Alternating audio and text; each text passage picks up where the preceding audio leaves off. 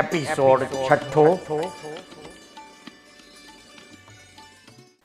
અત્રે રજૂ થયેલા શબ્દો એ કોઈ શૃંગાર નથી, પરંતુ એક ના હૃદયની લાગણી અન્ય સુધી પહોંચાડતી એક સુંદર સ્નેહ કડી છે. અમૃત વાણીનું રસપાન કરાવનાર વક્તા પરમ પૂજ્ય શ્રી 1008 અધ્યાત્મ યોગી શ્રી કમલેશ કાંતિલાલ દવે.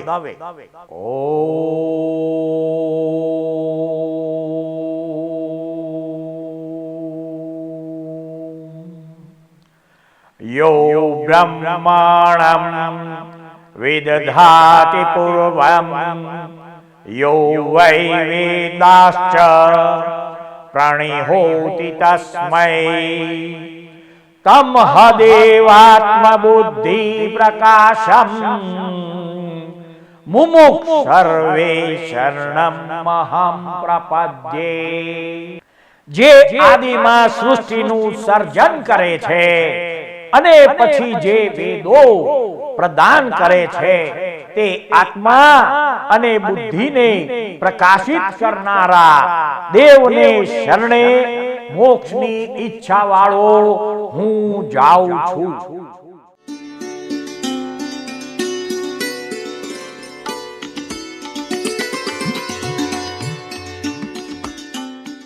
બીજો સુવર્ણનો ગઢ રત્નમય કાંગરાથી જ્યોતિષ્ક દેવો રચે છે. આ ગઢ 500 પગથિયા જેટલો ઊંચો હોય છે.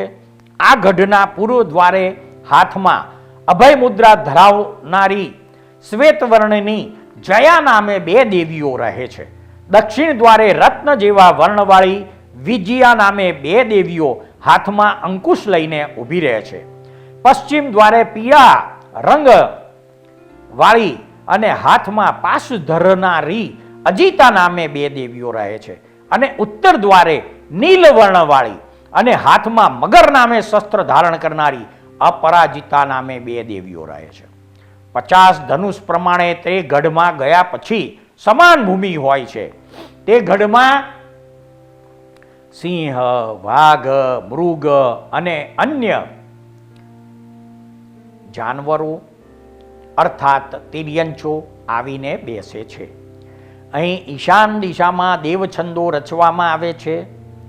વ્યાખ્યાનના ઉત્તરકાળે દેવતાઓએ રચેલા સેવેલા પ્રભુ તે ઉપર આવીને બેસે છે. તેની ઉપર 5000 સોપાન અર્થાત પગથિયા ચઢીએ ત્યારે પૂર્વની જેટલી ભીતની જાડાઈના તથા ઊંચાઈના પ્રમાણવાળો અને 4 દ્વારવાળો મણિમય કાંગરાથી સુશોભિત રત્નનો ત્રીજો ગઢ વૈમાનિક દેવી દેવતાઓ રચે છે. તેના પૂર્વ દ્વારે સોમ નામે પિત્તવર્ણવાળો વૈમાનિક દેવ હાથમાં ધનુષ લઈને દ્વારપાળ થઈને ઊભો રહે છે. દક્ષિણ દ્વારે હાથમાં દંડ રાખનાર ગૌરવર્ણ ધરાવનારો યમ નામે વ્યંતર દેવ ઊભો રહે છે. પશ્ચિમ દ્વારે રક્તવર્ણી પાશધારી વરુણ નામે જ્યોતિષી દેવ ઊભા રહે છે. અને ઉત્તર દ્વારે શ્યામવર્ણી કુબેર નામે ભુવનપતિ દેવ હાથમાં ગદા લઈને દ્વારપાળ બની ઊભા રહે છે. આ ગઢમાં દેવી દેવતાઓ અને મનુષ્યો બેસે છે. આ ત્રણેય ગઢના દરેક દ્વાર ઉપર વ્યંતર દેવોએ મૂકેલા ધૂપના પાત્રોમાંથી ધૂપ સુગંધ ફેલાયા કરે છે. ત્રીજા ગઢમાં જે પ્રથમ સરખું ભૂતળ કહ્યું તેની મધ્યમાં મણિરત્નમય પીઠ વ્યંતર દેવતાઓ પ્રભુના દેહ પ્રમાણે ઊંચું 4 દ્વારવાળું અને 4 દિશામાં સોપાનવાળું હોય છે. લંબાઈ અને પહોળાઈમાં 200 ધનુષ પ્રમાણ હોય છે અને પૃથ્વીથી 2.5 કોસ ઊંચું હોય છે. એટલે કે એક હાથ ઊંચા 20,000 પગથિયા ચઢ્યા પછી પ્રભુનું સિંહાસન આવે છે. તેથી જમીનથી તે 2.5 કોસ ઊંચું થાય છે. આ મણિરત્નમય પીઠના મધ્ય ભાગમાં વ્યંતર દેવતાઓ 1 યોજન વિસ્તારવાળો અશોક વૃક્ષ રચે છે, જે જિનેશ્વર ભગવંતના શરીરના માપથી 12 ગણો ઊંચો હોય છે. ભગવાનને જે વૃક્ષ નીચે કેવળ જ્ઞાન ઉપજ્યું હોય તે વૃક્ષ ચૈત્ય વૃક્ષ કહેવાય છે. તે અશોક વૃક્ષની ઉપર રહે છે. અશોક વૃક્ષની નીચે અરિહંતના દેવછંદો હોય છે. ત્યાં ચારેય દિશાએ સુવર્ણના 4 સિંહાસનો આવેલા હોય છે. તેમની આગળ એક રત્નમય પાદપીઠ હોય છે. તેની ઉપર પ્રભુ ચરણ ધરે ત્યારે તે ઉલ્લસિત થાય છે. દરેક સિંહાસન ઉપર 3 છત્રો હોય છે. તે બધા મોતીની શ્રેણીથી શણગાર્યા હોય છે. દરેક સિંહાસનની બંને બાજુ 2 ચામરધારી દેવતા ઊભા રહે છે. સિંહાસનની આગળ ચારેય દિશાએ સુવર્ણ કમળ ઉપર સૂર્યના તેજને જીતે એવું એક ધર્મચક્ર હોય છે. આ ઉપરાંત ચારે દિશામાં 1000 યોજન ઊંચા નાની નાની ઘંટડીઓવાળા 4 મહાધ્વજ હોય છે. તેમાં પૂર્વમાં ધર્મધ્વજ, દક્ષિણમાં માનધ્વજ, પશ્ચિમમાં ગજધ્વજ અને ઉત્તરમાં સિંહધ્વજ હોય છે. ઉપર પ્રમાણેનું અલૌકિક ગોળાકાર સંવત્સરણ ચારેય નિકાયના દેવતાઓ ભેગા મળીને રચે છે. બીજા દિવસે સૂર્યોદય સમયે વૈજ્ઞાનિક દેવતાઓ હર્ષથી સિંહનાદ અને દુદુંભીના શબ્દો કરે છે. તે સમયે અરિહંત ભગવાન કરોડો દેવતાઓથી વીંટળાયેલા સંવત્સરણમાં પ્રવેશ કરવાને માટે ચાલે છે. તે વખતે દેવતાઓ 1000 પાંખડીવાળા સુવર્ણના 9 કમળો રચીને અનુક્રમે પ્રભુની આગળ મૂકતા હોય છે. તેમાંના 2 કમળ ઉપર પ્રભુ પાદ ન્યાસ કરવા લાગ્યા અને દેવતાઓ તે કમળોને આગળ સંચરવા લાગે છે. જગતપતિ તીર્થંકર પરમાત્મા સંવત્સરણના પૂર્વ દ્વારથી પ્રવેશ કરી ચૈત્ય વૃક્ષની પ્રદક્ષિણા કરી પછી તીર્થને નમસ્કાર કરી નમો તિથ્થત્સ બોલી પૂર્વાભિમુખ સિંહાસન ઉપર આરૂઢ થાય છે. એટલે વ્યંતર દેવો બીજી 3 દિશાએ 3 સિંહાસન ઉપર ભગવંતના 3 પ્રતિબિંબો રચે છે. આ વખતે ચારે બાજુએ દુદુંભી વાગવા લાગે છે. ત્યાર પછી બધા સંવત્સરણમાં આવી પ્રભુને વંદન કરી સંવત્સરણમાં બેસે છે. ત્યારબાદ સૌ ધર્મ અર્થાત વૈમાનિક દેવનો પ્રથમ દેવલોક એવો સૌધર્મ દેવલોકનો ઇન્દ્ર ભગવાનની સ્તુતિ કરે છે અને ત્યારબાદ પ્રભુ દેશના આપે છે. પ્રભુને કેવળ જ્ઞાન થયા પછી તેમની દેશના અર્ધમાગધી ભાષામાં માલકોશ રાગમાં અને 35 ગુણોથી યુક્ત એવી વાણીમાં નીકળે છે. આ સંવત્સરણમાં બેસવાની વ્યવસ્થા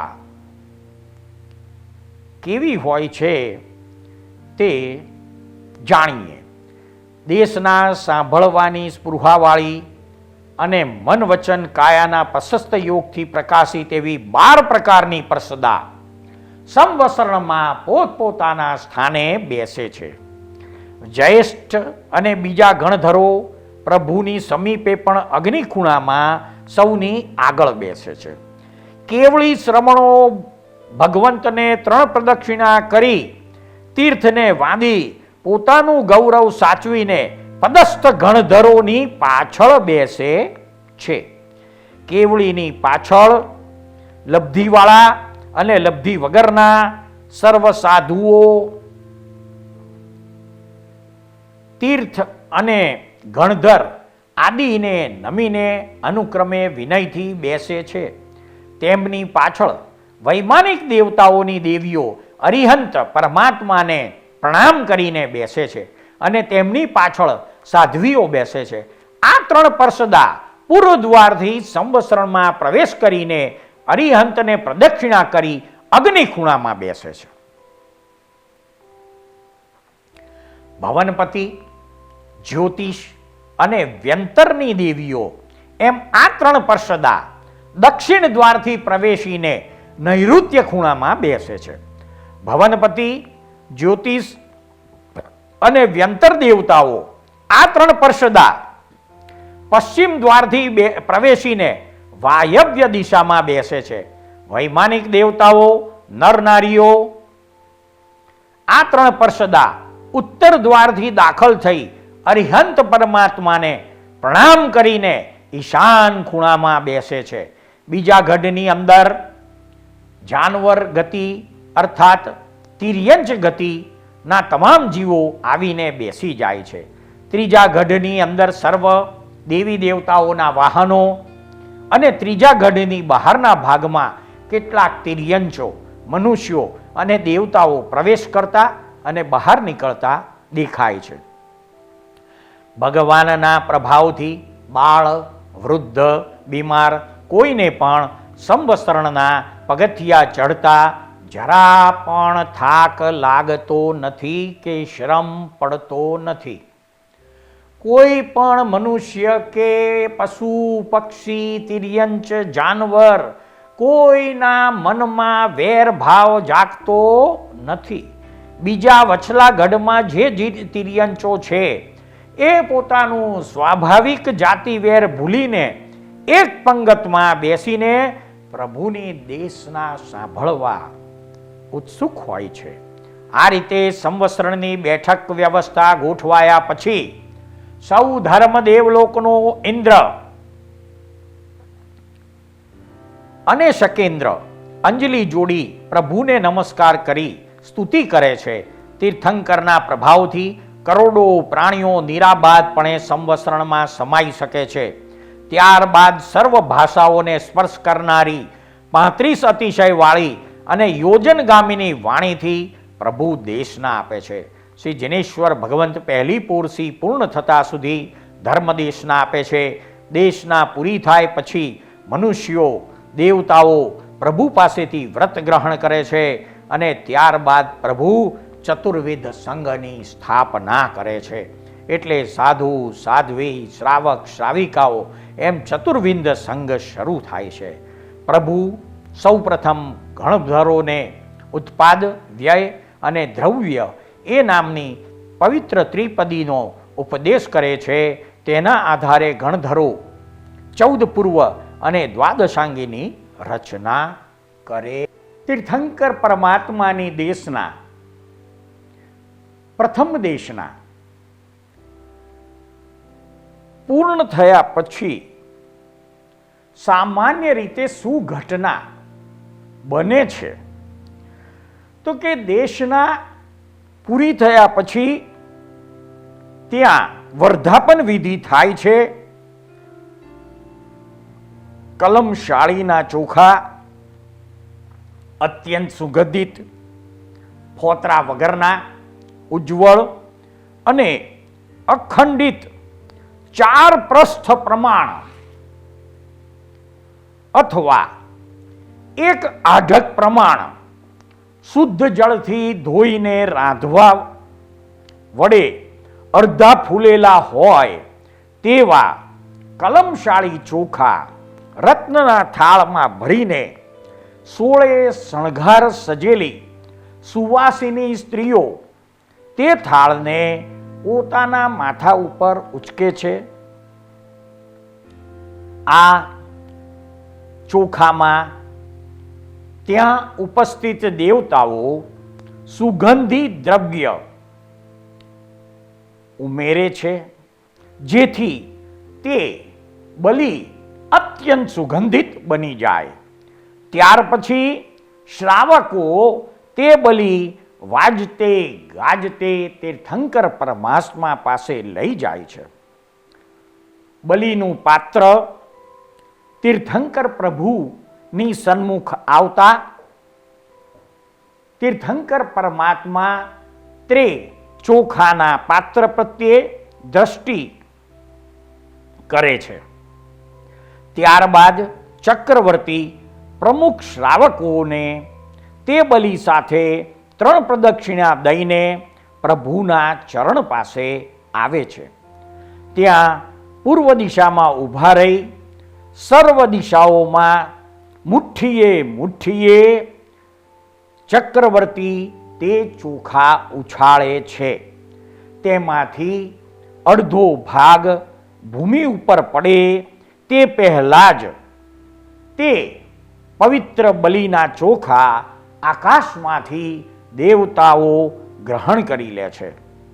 બાકીના અર્ધ ભાગમાંથી અર્ધ ભાગ તે બલિના કર્તા અથવા આગેવાન હોય તે લે છે અને પછી જે બાકી વધે તે બીજા લોકોને જેમ તેમના ભાગ્ય પ્રમાણે હોય તેમ પ્રાપ્ત કરે છે.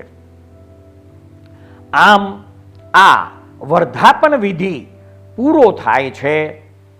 આ બલિનો અર્થાત આ ચોખાનો એક દાણો પણ માથે મૂકવાથી તમામ રોગો મટી જાય છે અને 6 મહિના સુધી નવો એક પણ રોગ થતો નથી. ત્યાર પછી તીર્થંકર પરમાત્મા પ્રથમ ગઢમાંથી ઉતરી બીજા ગઢમાં ઈશાન ખૂણામાં દેવછંદા ઉપર આવી અનેક દેવી દેવતાઓ દ્વારા પરિવૃત્ત થઈને સુખેથી બેસે છે. બીજી પોરસીમાં રાજા વગેરે લાવેલા સિંહાસન ઉપર અથવા પ્રભુના પાદપીઠ ઉપર બેસી ગણધર ભગવંતો ધર્મદેશના આપે છે. બીજી પોરસી પૂરી થતા સૌ પોતપોતાના સ્થાનકે જાય છે. પુનઃ પાછલી પોરસીએ પ્રભુ સિંહાસન પર બેસીને દેશના આપે છે. હવે તીર્થંકર પરમાત્માને 34 અતિશયો હોય છે તો એ 34 અતિશયો વિશે આપણે વિશેષ પ્રકારે જાણીશું. તો કે ભાઈ તીર્થંકર પરમાત્માને 34 અતિશયો હોય છે તો કે એમાં જન્મતાની સાથે 4 અતિશય, ઘાતી કર્મોનો ક્ષય થતા બીજા 11 અતિશયો અને 11 અને 4 15 અને દેવકૃત 19 અતિશયો એમ કરીને તીર્થંકર પરમાત્માને 34 અતિશયો હોય છે. હવે 4 મૂળ અતિશય જે જન્મથી છે તો કે ભાઈ તીર્થંકર પ્રભુનું શરીર ખૂબ જ સુંદર, અદ્ભુત, લાવણ્યમય અને સુગંધવાળું તથા ભગવાનને શરીરે પરસેવો આદિ થતો નથી. બીજું અતિશય પ્રભુનો શ્વાસોશ્વાસ કમળની સુગંધ જેવો સુગંધી હોય છે. ત્રીજો અતિશય પ્રભુના શરીરના લોહી અને માંસ ગાયના દૂધની ધારા સમાન ધવલ અને દુર્ગંધ વિનાના હોય છે.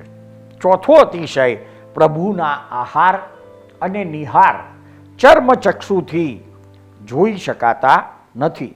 માત્ર અવધિ જ્ઞાનીઓ અને કેવળ જ્ઞાની ભગવંતો જોઈ શકે છે. હવે ઘાતી કર્મ અર્થાત જ્ઞાનાવરણીય, દર્શનાવરણીય, મોહનીય અને અંતરાય એ 4 ઘાતી કર્મોનો ક્ષય થતા કેવળ જ્ઞાન થાય ત્યારે અન્ય 11 અતિશયો પ્રગટ થાય છે. તો એ 11 અતિશયો વિશે જાણીશું. તો કે ભાઈ પ્રથમ માત્ર 1 યોજન જેટલી ભૂમિમાં મનુષ્યો, દેવો અને તિર્યંચો કરોડોની સંખ્યામાં સંવત્સરણમાં કિંચિત માત્ર બાધા પીડા વગર બેસી શકે છે અને પ્રભુની દેશનાનો આનંદ માણી શકે છે.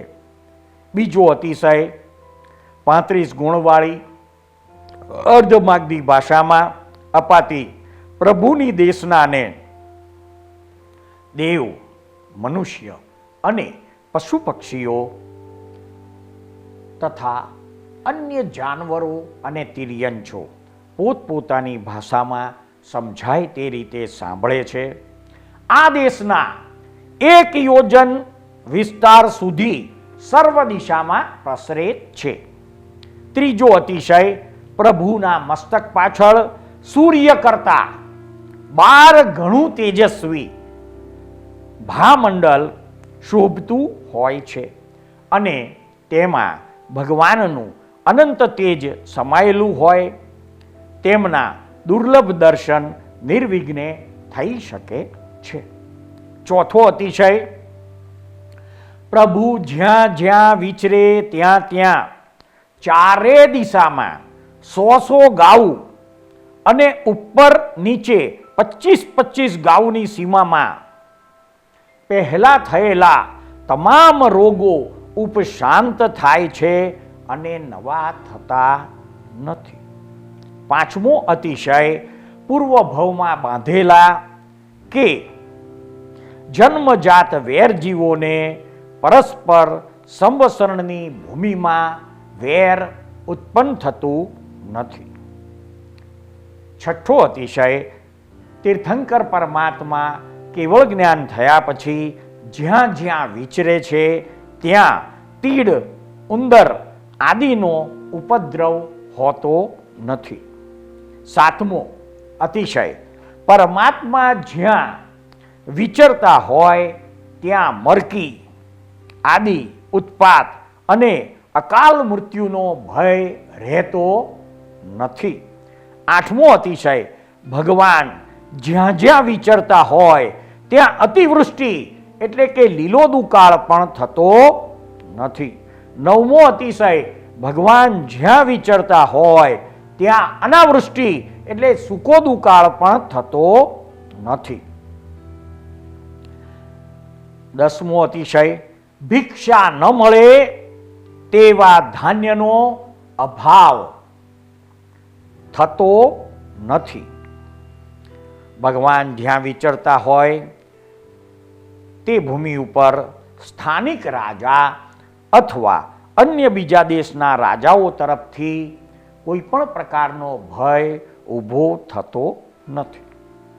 હવે જન્મસ્થાની સાથે તીર્થંકર પરમાત્માને જે 4 અતિશય હોય તથા ઘાતી કર્મનો ક્ષય થતા કેવળ જ્ઞાન થતા જે 11 અતિશય હોય એટલે 15 અતિશયો થયા. હવે દેવકૃત જે 19 અતિશયો તીર્થંકર પરમાત્માને હોય છે તે જાણીશું. તો કે ભાઈ ભગવાન તીર્થંકર પરમાત્મા જ્યાં જ્યાં વિચરે છે ત્યાં દેદીપ્યમાન ધર્મચક્ર આકાશમાં ફરતું રહે છે. બીજો અતિશય, શ્વેત સુંદર ચામરોની જોડી ભગવાનના શરીર ઉપર વિઝાયા કરે છે. ત્રીજો અતિશય, આકાશ માર્ગે નિર્મળ સ્ફટિક રત્નનું પાદપીઠ અર્થાત પગ મૂકવાનો બાજોઠ અને સિંહાસન ચાલે. પ્રભુ જ્યાં જ્યાં બિરાજમાન થવાના હોય ત્યાં એની આ મેળે જ ઓટોમેટિકલી આ સિંહાસન ગોઠવાઈ જાય છે. ચોથો અતિશય, 3 છત્રો આકાશમાં અદ્ધર પ્રભુના મસ્તક ઉપર રહે છે. પાંચમો અતિશય, રત્નમય ધ્વજ મહેન્દ્ર ધ્વજ અનેક નાની ધ્વજાઓથી શોભતો આકાશમાં હોય. ઉપરોક્ત 5 અતિશય પ્રભુ વિચરે ત્યારે આકાશ માર્ગે ચાલતા હોય છે અને પ્રભુ ઉચિત સ્થાને બેસે ત્યારે એમની રીતે આકાશમાં સ્થિર થઈ જાય છે અને તીર્થંકર પરમાત્માની અપૂર્વ શોભા અને પ્રભાવ ઉત્પન્ન કરે છે. છઠ્ઠો અતિશય, સોનાના અતિ સુંવાળા કમળ ઉપર પગ મૂકતા પ્રભુજી કેવળ જ્ઞાન થયા પછી વિચરે છે. 2 કમળ પગ નીચે અને 7 પાછળ હોય એમ એક પરથી પ્રભુ પગ ઉપાડે કે તરત જ પાછળથી એક કમળ આગળ આવીને ઊભું રહે, આવું અવિરત ચાલ્યા કરે છે. રત્ન, સાતમો અતિશય દેવકૃત. રત્ન, સોના અને ચાંદીના 3 ગઢ સ્વરૂપ સંવસરણમાં રચવામાં આવે છે. પ્રભુ પાસેનો પ્રથમ ગઢ ઉત્તમ રત્નોનો હોય છે, તેને વૈમાનિક દેવો બનાવે છે. બીજો વચલો ગઢ સોનાનો જ્યોતિષ્ક દેવો અને ત્રીજો ચાંદીનો ગઢ ભુવનપતિ દેવો બનાવે છે. 8મો અતિશય દેવકૃત. સંવસરણમાં સિંહાસન પર પ્રભુજી પોતે પૂર્વ દિશા તરફ મુખ રાશીને બિરાજે છે. બીજી 3 બાજુની દિશાઓમાં પ્રભુજી જેવા જ 3 પ્રતિબિંબો દેવતાઓ રચે છે, જે ચામર, છત્ર, સિંહાસનાદિ યુક્ત હોય છે અને પ્રભુ સ્વયં દેશના આપતા હોય તેમ લાગે છે. 9મો દેવકૃત અતિશય. પ્રભુજી સંવસરણમાં જ્યાં દેશના આપવા બિરાજે છે ત્યાં 4 સિંહાસન વચ્ચે થઈ ઉપર ફેલાયેલા અશોક વૃક્ષની રચના દેવો કરે છે. આ અશોક વૃક્ષ જિનેશ્વર પ્રભુના શરીરની ઊંચાઈ કરતા 12 ગણો ઊંચો રચવામાં આવે છે. દેવકૃત 10મો અતિશય. જ્યાં જ્યાં તીર્થંકર પરમાત્મા વિચરે છે ત્યાં કાંટા ઊંધા મુખે થઈ જાય છે, એટલે કે કાંટાઓની અણીઓ વળી જાય છે. 11મો અતિશય. પ્રભુ જે રસ્તે વિહાર કરીને ચાલે છે ત્યારે માર્ગમાં રહેલા વૃક્ષોની ડાળીઓ નમી જાય છે અને વૃક્ષો પણ તીર્થંકર પરમાત્માને નમન કરે છે. 12મો અતિશય. તીર્થંકર પરમાત્મા કેવળ જ્ઞાન થયા પછી જ્યાં જ્યાં વિચરે છે ત્યાં મધુર સ્વરે દુદુંભી વાગ્યા કરે છે. 13મો અતિશય. પ્રભુની વિહાર ભૂમિમાં 1 યોજન પ્રમાણ ક્ષેત્રમાં સંવર્તક નામનો વાયુ કાંટા કચરો દૂર કરે છે. આ વાયુ મંદ સુગંધ અને શીતળ હોય સુખકારી લાગે છે.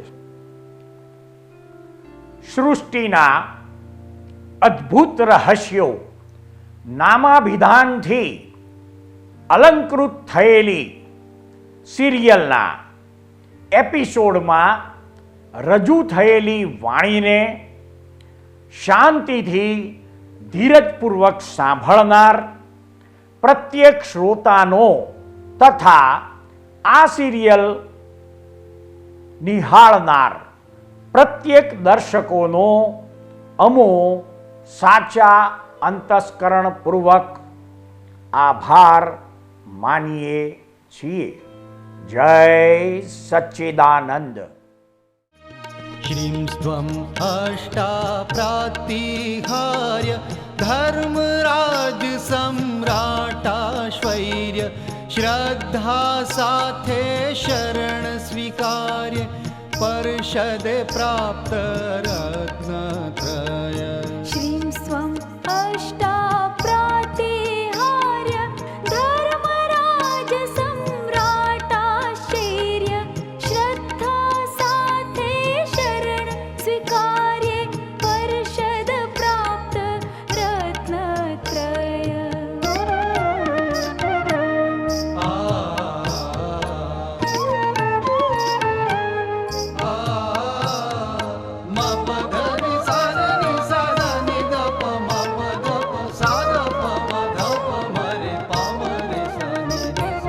मणियम सिंहासने विराजा त्रिभुवन स्वामी चतुर्मुखे अशोक वृक्षिनी श्रम जीव भवरोगो ना बीज उखुड़े. 12 गणी मोटी कायानो समो शरणમાં દર્શન થાય. સત કેવળિયા પુણ્ય સુભાગી શ્રુશ્રિત ગણધર દેવેન્દ્રાય.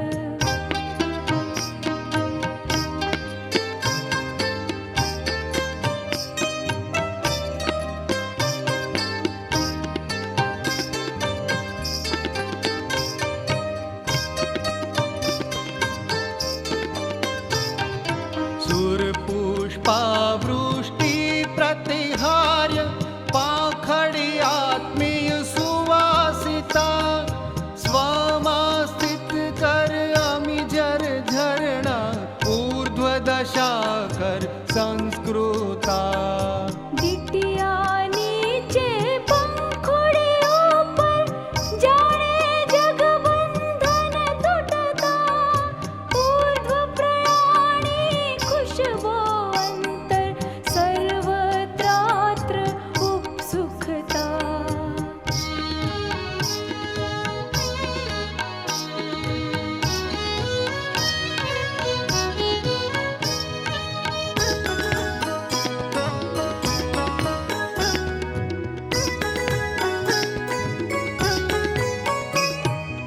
तत्वार्थी हृदयंगम वाणी सहु समझे निज भाषा मां अजरामर पद प्राप्त प्रभावक अचिंत लभ्या कृत कृत्या राग मधुरा माल कौशमा धर्म देशना कल्याणक चार गतीना भ्रमणक पावे पंचम गतीना सुवाहक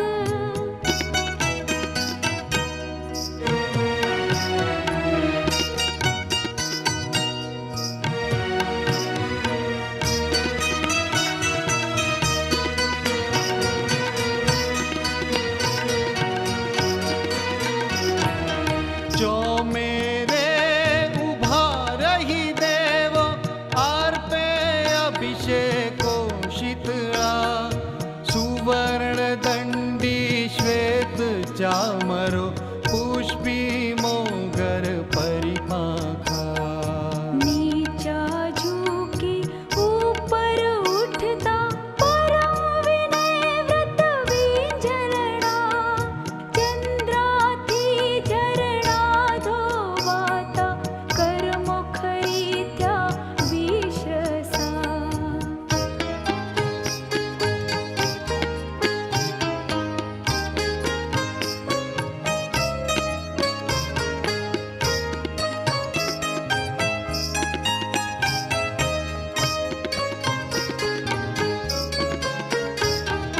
रत्न सिंहासन पर पद्मासन उदया चलना सूर्य शिखर केवल ज्ञान प्रकाशित मुखड़े वितरागी मूर्ता जिनवर दिव्य अपूर्वा दर्शन झिलणे तत्क्षण अनुभव सुख सत्वर भव्य जीवोमा प्रभाव झळके प्रश्न विरामक प्रत्युत्तर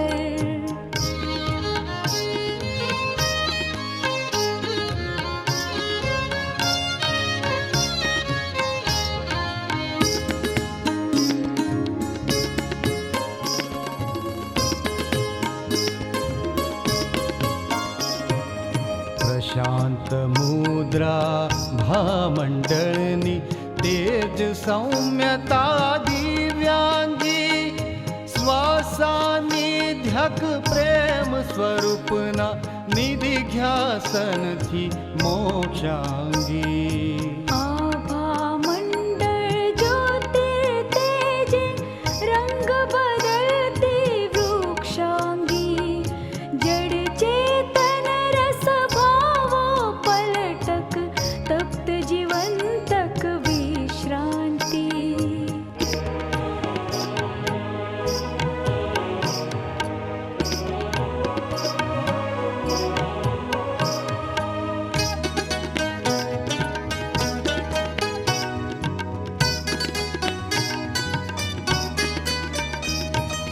भक्ति भावे पूर्णोल्लासे देवो आह्वाने झुम झुम प्रमाद त्यागी जागो आवो कल्याणेश्वर कापे दुख मोक्ष प्रदानी पासे श्रवण मार्गोषमा मुक्ति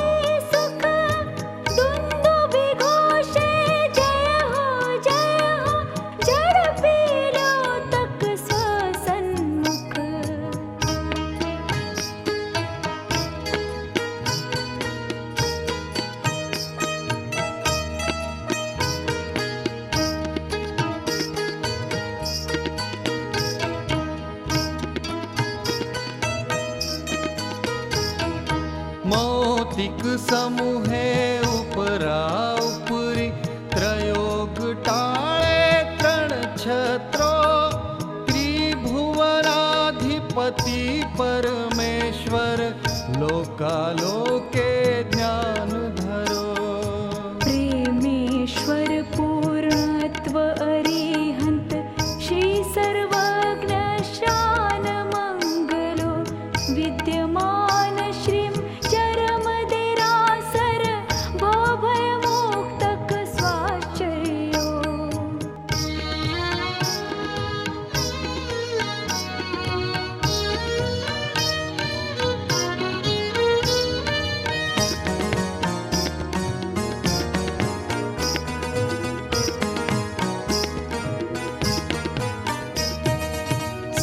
सर्वात्माने अभयकारी दृश्य बहिला अदृश्य थाय दृष्टिमान थता निज आत्मा उपयोगे परमार्थ जणाय आठ प्रकारे कर्मावरणो ज्ञानाश्चर्ये चूरे चूर सिद्धाणं नम अष्टागुणपद प्रत्यक्ष कारण फलिताम् सिद्धाणं नम अष्टागुणपद प्रत्यक्ष कारण फलिताम् सिद्धाणं नम अष्टागुणपद प्रत्यक्ष कारण फलिताम्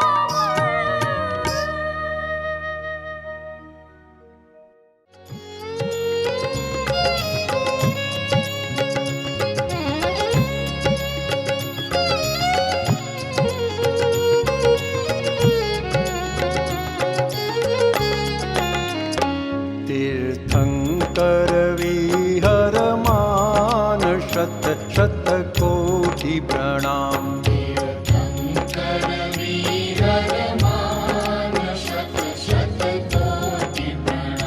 जय कुल्ला केवल ज्ञान